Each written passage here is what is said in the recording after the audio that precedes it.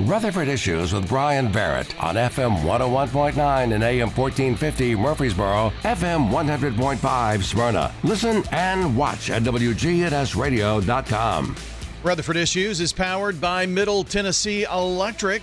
Kick off the holiday season in downtown Murfreesboro at the annual Christmas tree lighting, powered by MTE.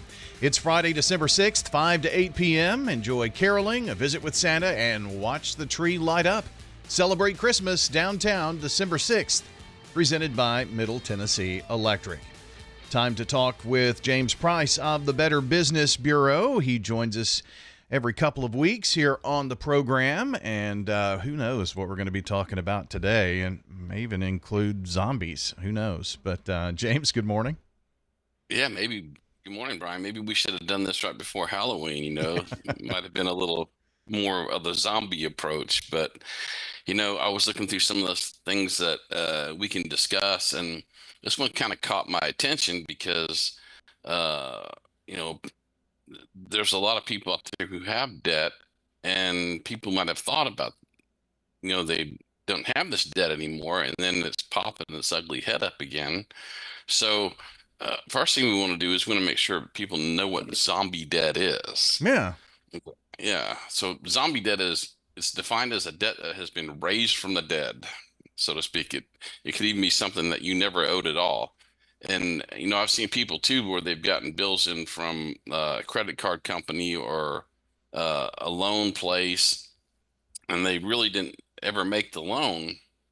But this company is saying that they own the money. And of course that could come down to identity theft. And, it just takes time for that stuff to come out.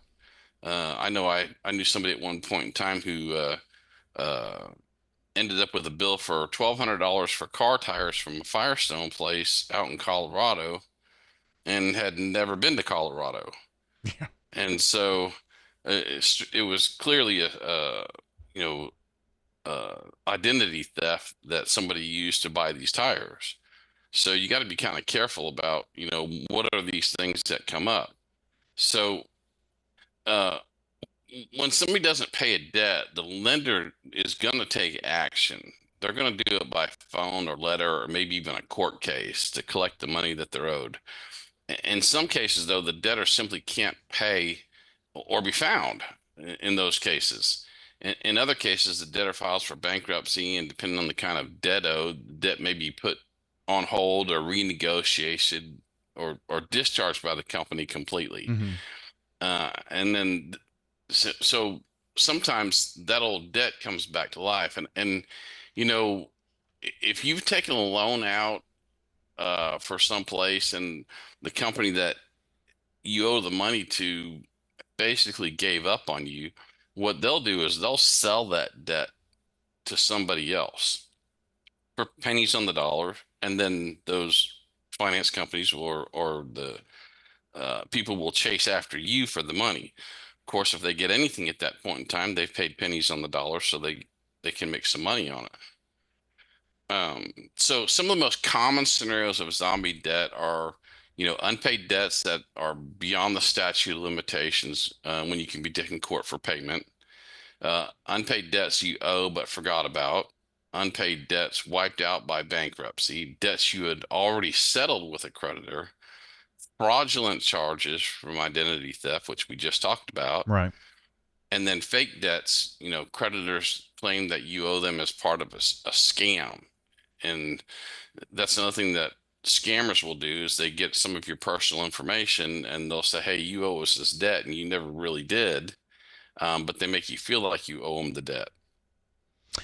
James, I know we're calling this zombie debt, but how does this come back around? I mean, that's kind of scary that something could just pop back up on your ledger, if you will. Yeah. So,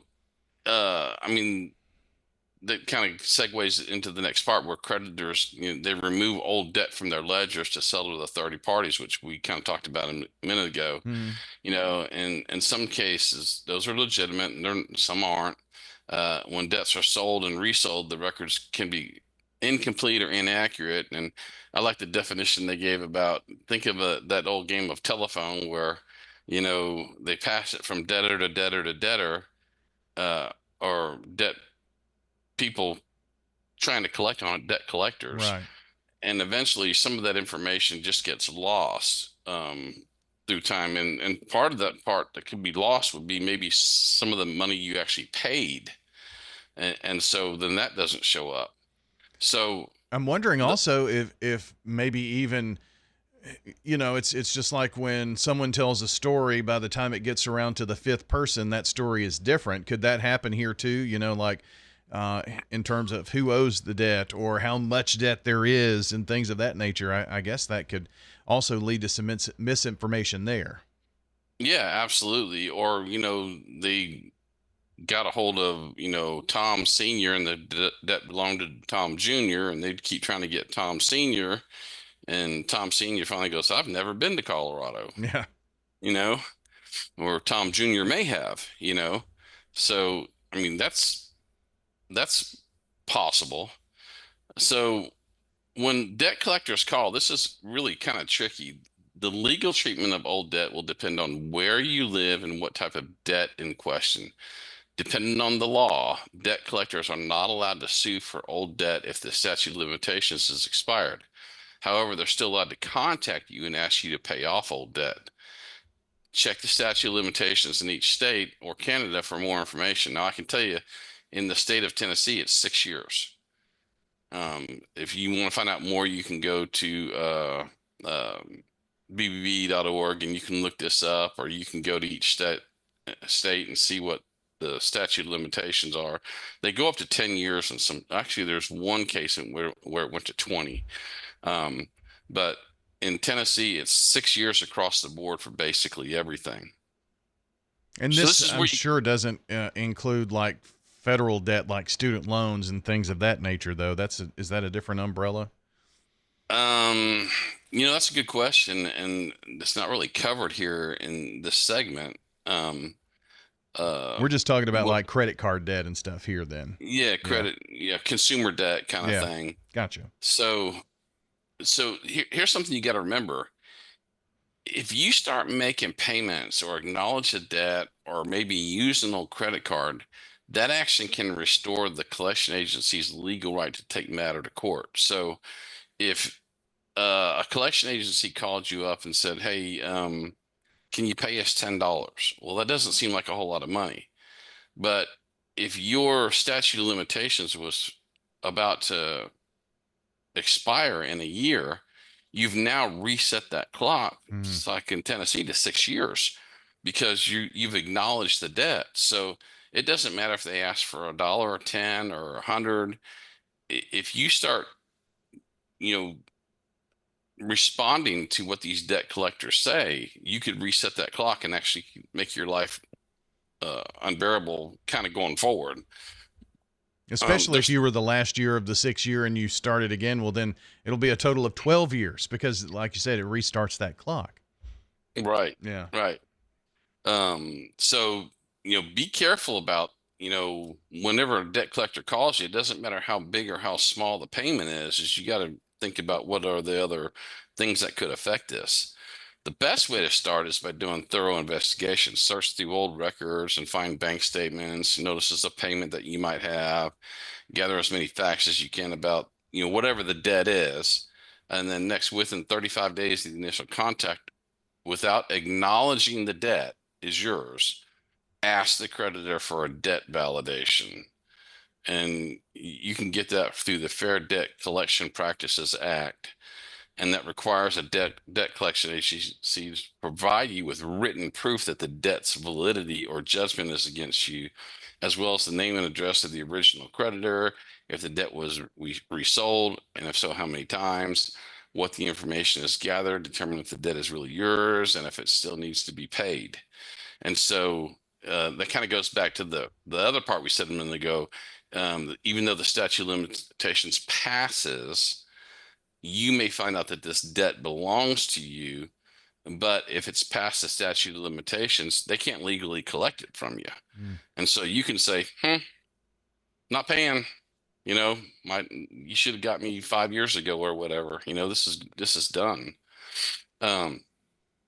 if you determine the debt was yours, but you already paid it, you write a letter acknowledging to the collection agency and demand that they cease contact, including proof of your payment, which is if you have it available. The collection agency is legally required to stop contacting you under that act. And the other thing too is like if a creditor calls you and calls you and calls you and they're trying to collect a debt from you, whether you owe it or not, you can tell that creditor to stop calling you, and they have to. Now, that doesn't mean that they can't take further action. It doesn't mean that they can't take you to court. Right. It can't mean that they can do other things. But once you tell them to stop, they have to stop calling you. They have to stop contacting you. If you determine that the debt is not yours or it's invalid, again, write a challenging letter and ask where the validity is. And we talked about that, the Fair Collections Practices Act. Sure.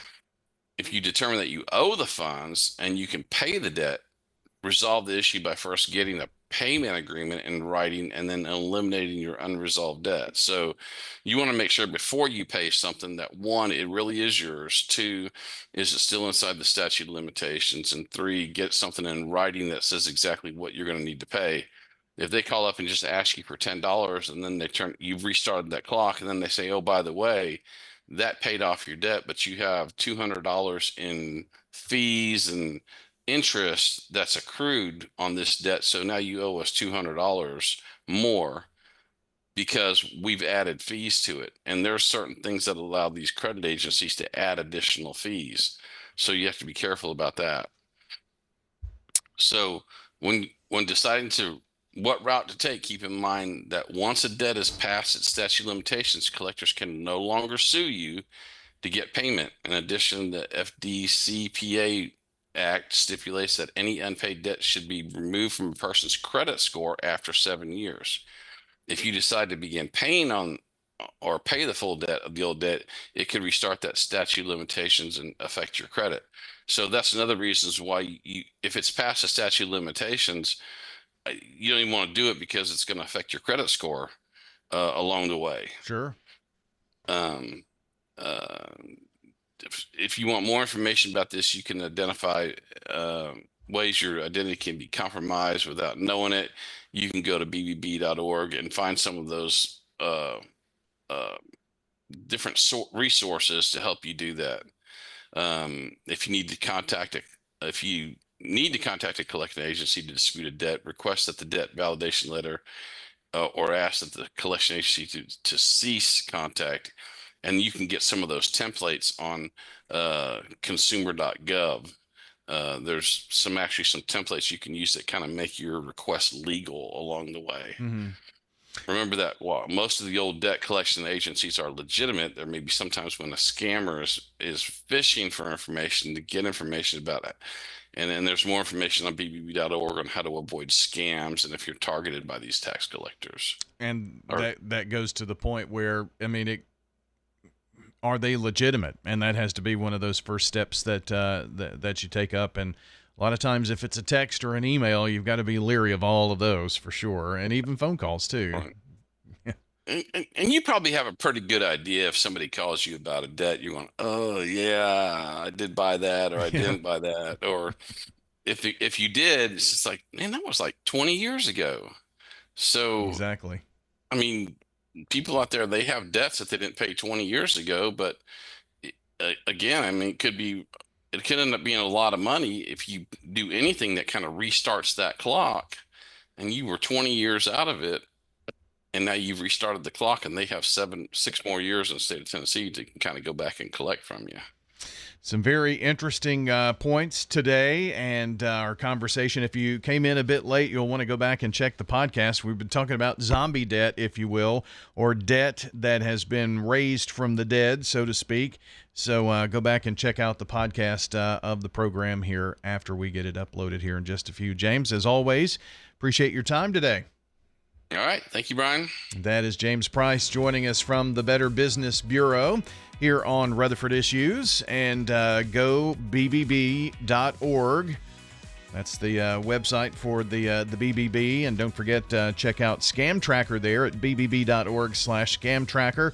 That's a great place to see kind of the scams that are going on right here in our Rutherford County area. You can search by zip code and see some and report there too if you know of a scam that's going on that helps your fellow neighbor.